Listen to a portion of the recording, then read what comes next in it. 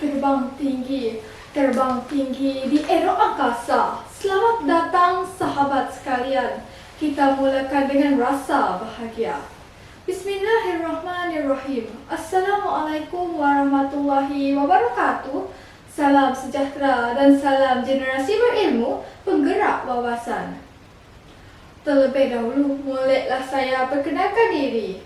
Nama diberi Nurul Asmira binti Caino dan merupakan pelajar tingkatan 4 yang sedang bersekolah di Sekolah Menengah Kebangsaan Matu dengan kod sekolah YEE 6401. Dunia saya dipenuhi dengan perkataan dan cerita kerana saya amat gemar menulis karya dan membaca buku. Sebagai seorang yang suka berkarya, saya percaya bahawa setiap perkataan mempunyai keindahannya yang tersendiri. Sama seperti setiap buku yang membawa 1000 makna. Berdirinya saya di sini bukan untuk sekadar bercerita, tetapi untuk berkongsi sebuah karya yang memberi inspirasi dan kesan mendalam pada saya.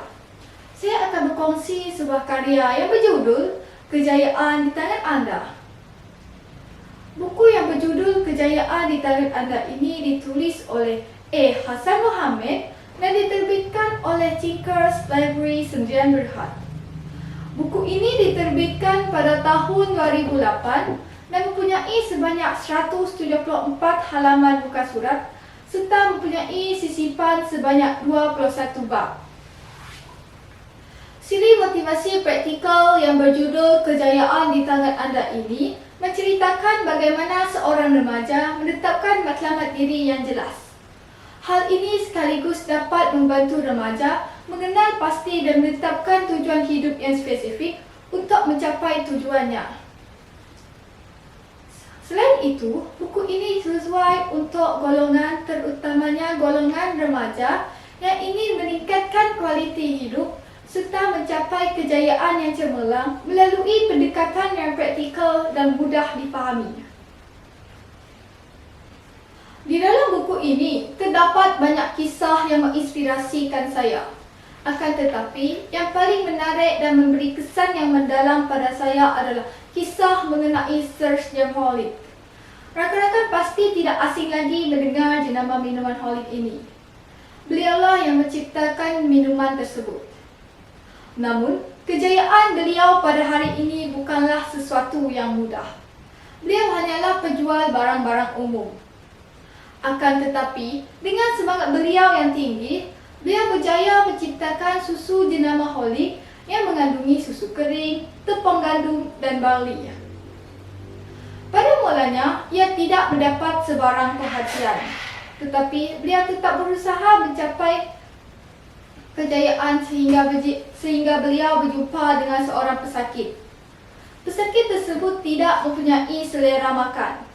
Tetapi, selepas pesakit tersebut minum susu Holick, kesihatan pesakit tersebut beransur pulih dan jenama Holick menjadi bualan hangat di seluruh benua. Nilai tidak pernah putus asa perlu diterapkan dalam diri melalui karya ini. Walaupun pernah mengalami kegagalan, Sir James Holick tetap berusaha membuatkan jenamanya semakin dikenali. Hidup di era globalisasi yang serba moden ini bukanlah satu perkara untuk kita sebagai remaja melupakan tanggungjawab untuk mencapai kejayaan demi mengubah masa depan keluarga, negara serta diri kita sendiri. Justru, buku ini menitik beratkan nilai daya saing dalam meningkatkan dalam sesuatu bidang. Bak kata pepatah, laut mana yang tidak bergelora, bumi mana yang tidak ditimpa hujan. Oleh itu, sebagai seorang remaja, kita perlulah menerapkan dalam diri untuk melakukan sesuatu dengan usaha yang baik dan bijak dalam membuat sesuatu keputusan. Pada pandangan saya, buku ini menyampaikan dengan gaya penyampaiannya yang santai dan dapat menarik minat pembaca untuk membaca setiap bab di dalam buku ini dengan teliti dan bergerak dari satu bab ke satu bab yang lain. Kesan dari susun atau cerita ini yang menarik dan berkaitan dengan kisah hidup seharian. Selain itu, buku ini juga menggunakan bahasa Melayu ke taraf tinggi, penuh dengan contoh serta cerita yang dapat membantu pembaca untuk mencari maklumat untuk pengucapan umum dan ataupun aktiviti pembelajaran. Kesimpulannya, remaja perlulah berjaya dalam mencapai kejayaan hidup. Remaja tidak boleh berputus asa dalam mencapai kejayaan walaupun sering mengalami kegagalan. Bak kata pepatah, gagal sekali bukan bererti gagal selamanya. Ternyata alam remaja kini sangat mencabar jika kita tidak merancang dengan baik dan membuat keputusan dengan bijak. Sekian, terima kasih.